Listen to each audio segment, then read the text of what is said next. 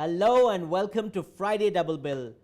This is Mayank, I'm Fahad Samar, and each week we bring you the very best releases from Bollywood and Hollywood so that you can make a more informed choice at the movies. Well, coming up on the show tonight are the reviews of the Akshay Kumar starrer Entertainment, the review of the 100-foot journey, there's trailer talk of Daawat-e-Ishq, and a discussion on the poster of Peekay. Has entertainment gone to the dogs? Let's find out. मेरे पास locket है, letter है, बाप की तस्वीर है, DNA की बोतल है, डीएनए, डैडीज नाजायज औलाद। अखिल तू तो करोड़पति निकला यार। अब ये स्लम डॉग मिलियनेयर बन गया। The film Entertainment is about a dog called Entertainment. According to his dead master's will, this dog is the sole heir of a 3,000 crore rupees empire. Akshay Kumar is the DNA of the master. By DNA, he means Daddy's Najayaz Aulad. He reaches Bangkok to stake claim in his father's property. The dog and Akshay Kumar eventually become friends though. But this time they have to deal with two villains, Karan and Arjun, played by Sonu Sood and Prakash Raj, who also want to take over the property. What happens next? You really don't want to know. इस कुत्ते को मार! कुत्ते को मार! अक्षय कुमार! कुत्ते! मैं तेरा खून पी जाऊंगा!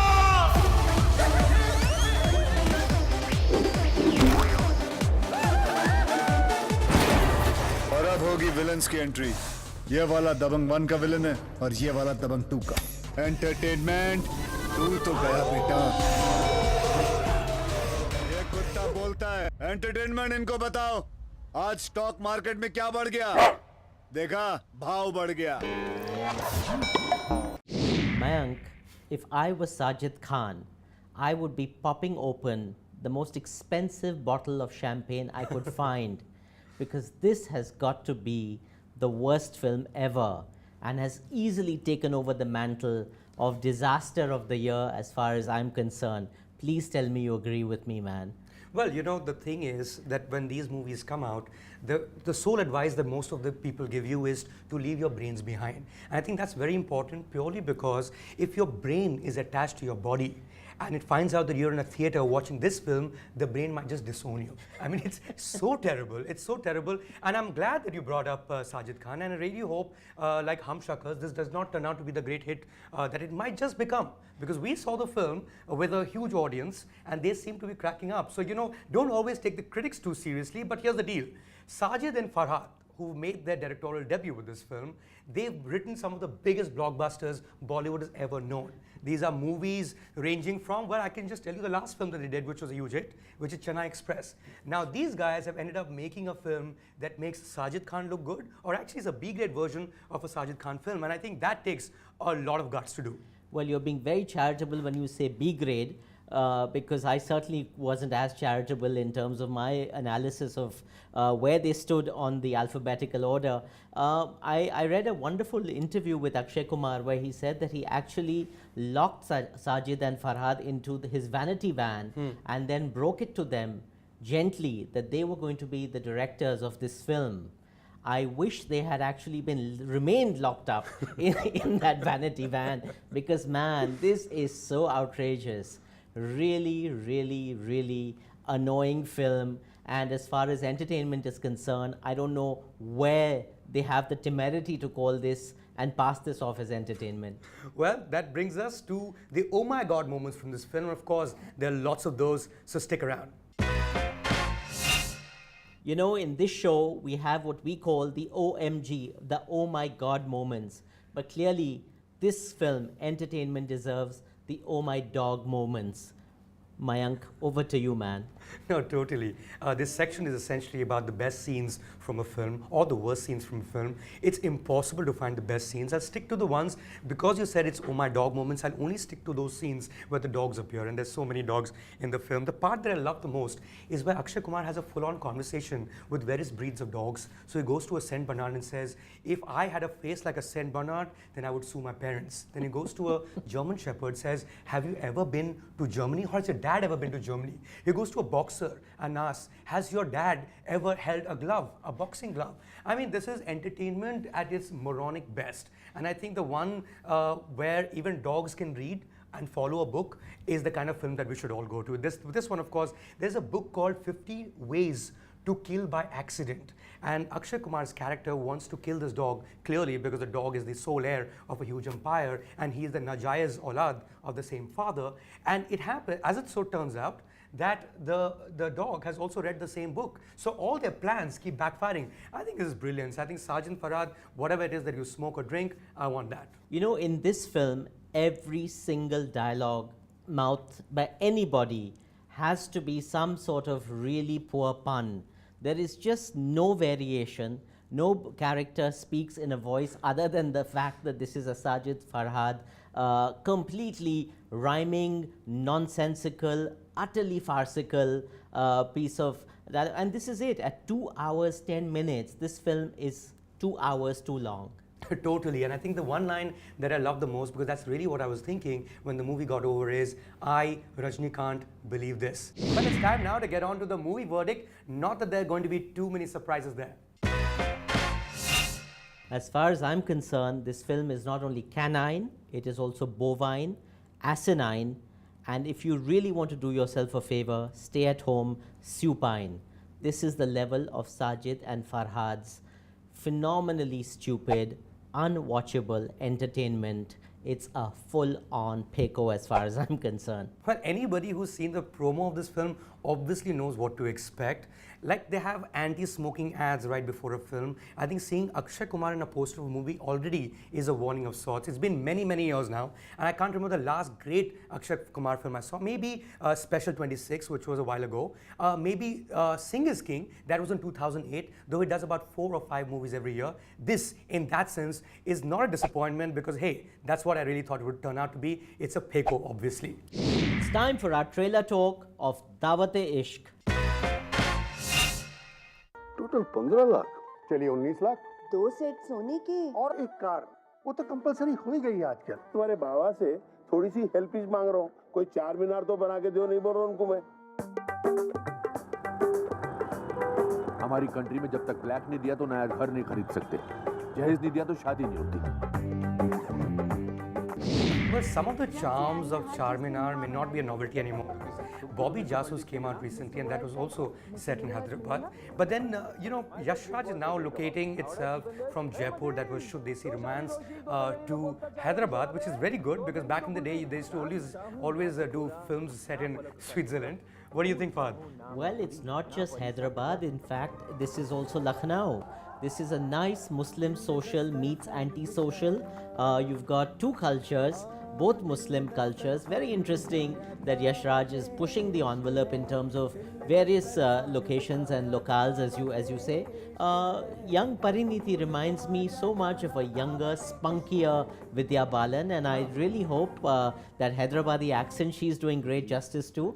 I'm really hoping. And a young South Bombay boy, Aditya Roy Kapur, is pulling off a Lucknowi mushtand. So this is very interesting casting. I'm really intrigued to see whether they can pull it off with the kind of aplomb that they promise. Yeah, well, also, I think, let's not forget Habib Faisal. I think he's the most underrated directors around. Do Duni Char is one of the finest Hindi films I've ever seen. And his last film, Ishq Zadeh, I don't know whether it did well or not, but also I felt was very underrated because it was like a really good, interesting take, from the Badlands on Romeo and Juliet, and there was great performances there too. I hope there are great performances here as well. We're just getting started with our second review of the show. That's the 100-foot journey.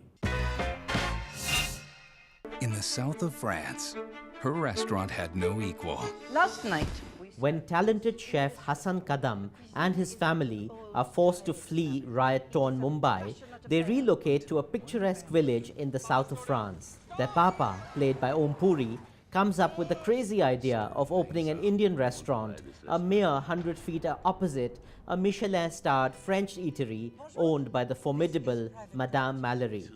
Helen Mirren essays the role of the frosty French restaurateur who is determined to shut down the Kadam's Maison Mumbai.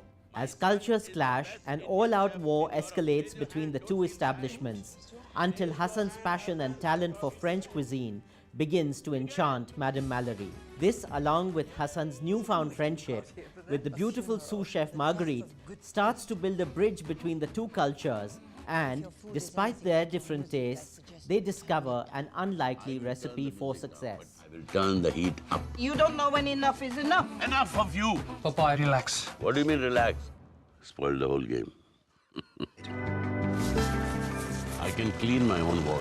The outer wall is not your wall. I know, because I had a clever plan to have it built very high so nobody could see your restaurant. Madame Mallory knows in just one mouthful if a chef has the potential to be great. Madam, I would like to make you an omelette.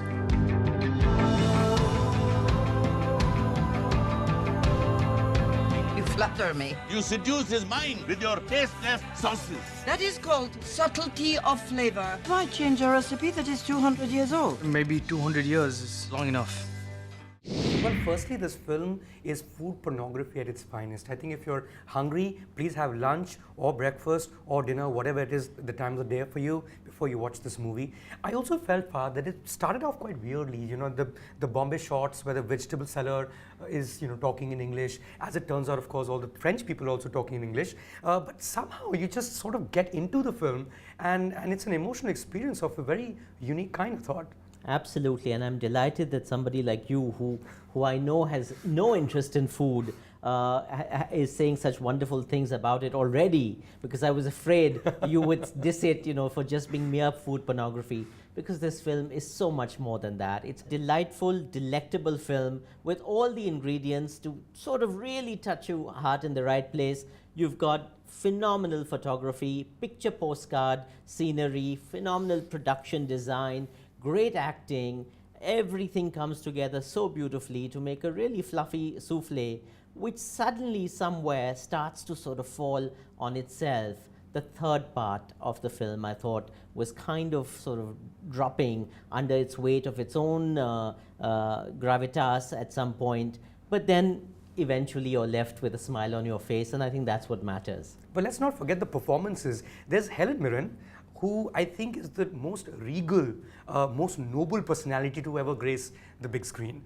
She is the queen. You know, not just from her performances where she's played Queen Elizabeth I, she's played Queen Elizabeth II, both in television shows. She's played the Queen, of course, in the Queen. In fact, there is also a scene in the movie, if you recall, where they sort of pay tribute to her, and Puri tells her that, hey, you think you're the Queen? Well, she is the Queen, to be honest with you. There's Puri, who's done these marvelous roles before. He's played that immigrant, the typical immigrant in England, in East is East, which I thought is a very, very underrated film, a very lovely film based on Hanif Qureshi's novel of the same name.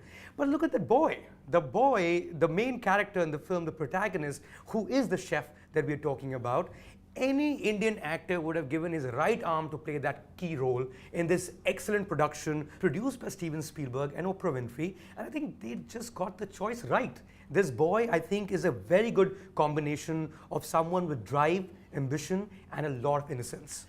Well, I absolutely agree with you, but I'll tell you what is the problem with this sort of baggage of these amazing producers. I think the film, you know, food goes hand in hand with passion and sex. And unfortunately, this is a very bland confection in that sense. It was too PG-13. I think it needed a lot more. You have France, you have passion. So basically, Fahad, food pornography is not good enough for you. You need some pornography also.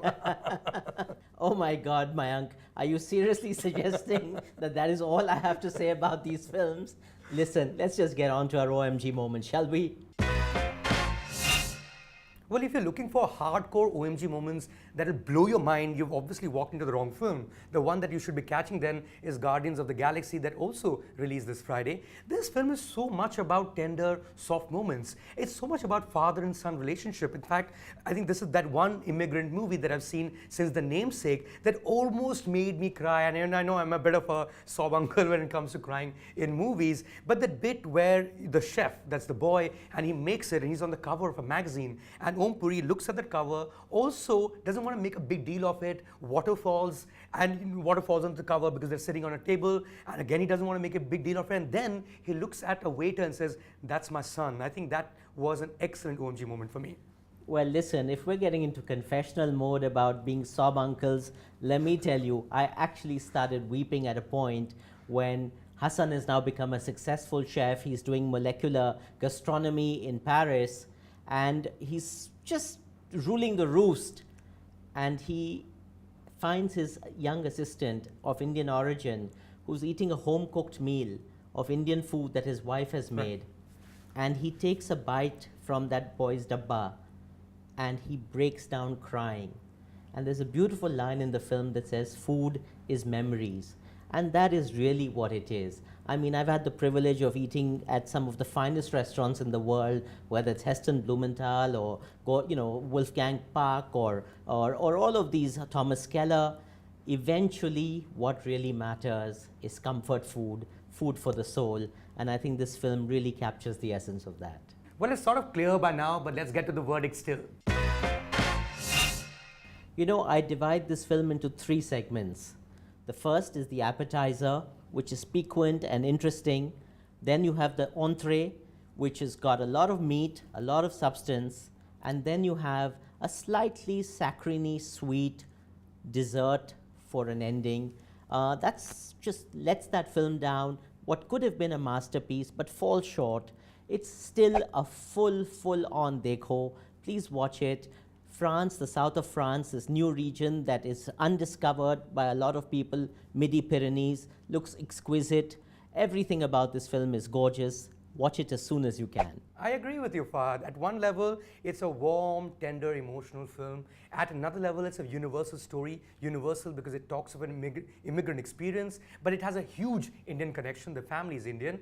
And at another level, at a more important level, this is a very important film purely because it speaks of a country that is going through Islamophobia, and that is France for you. So that makes it an important film, an entertaining film. As to where you should watch it, I think you could even do with a DVD or TV, but hey, this film is playing at a theater near you, so catch it there. TV par dekho, DVD par dekho, or theater par dekho. It's time now for poster talk. We're talking about the poster of Peekay.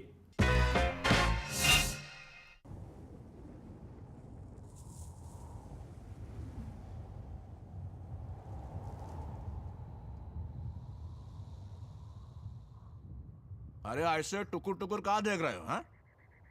पहचाने नहीं काम का? अरे हम पीके हूँ पीके. You know, be it Dhoom 3, be it Mangal Pandey, be it any of the Amir Khan films, this diminutive Khan has succeeded every single time in creating so much buzz around his forthcoming films. It's not funny. He is the true marketing guru, the Shehenshah of marketing in Bollywood. And this poster of Peekay just takes it to another level altogether, wouldn't you say, Mayank? No, totally agree with you. This is a poster that people are talking about it as if they've already seen the film. And this is August. The film releases in Christmas, and suddenly is the buzz in town, is the buzz on television. In fact, I walked out of one television discussion recently purely because of all these people who are talking about Indian sabhyata or Indian civilization, and these guys can't hold a conversation in a civilized manner, and they're talking about how this civilization is going to be destroyed because of this one poster. I think the kind of fuss that's been created, that's really what the producers would have wanted for this film in the first place. This whole thing about being so scared of seeing a human body, that shame around the human body, and there's the fact that he's posing nude. I mean, hey, come on, there must be context to that particular poster, and that context we'll only know once we've seen the film. So I'm really looking forward to Peekay, not that I wasn't before. The decision to pose starkers for a poster of Peekay is such a risky and a brave one, but it's obviously paid huge dividends. More power to Amir Khan and to Raju Hirani. The nation wants to know what this film is all about. It's interesting, Mayank, that last week we were in complete disagreement with one another. You loved the film, I hated it, and then vice versa. In this case, we're completely in tandem as far as, our complete rejection of Entertainment the Dog. And we both really loved the 100-Foot Journey. Well, what can I say, Fahad? I think your taste in movies is improving with every week. Well, that was Friday Double Bill. Keep writing to us, keep tweeting, keep watching our show. See you next week.